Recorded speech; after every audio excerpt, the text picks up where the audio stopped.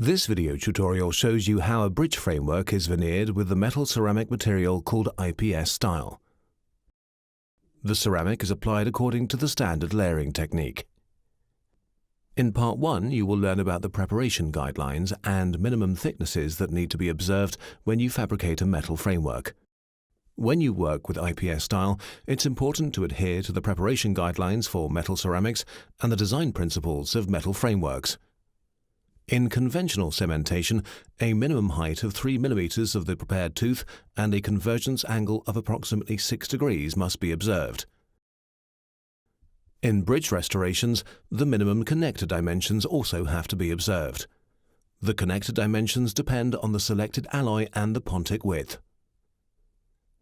The stability of the connectors between the abutments and pontics in bridge reconstructions is ensured with the help of the framework design and adequate framework thickness.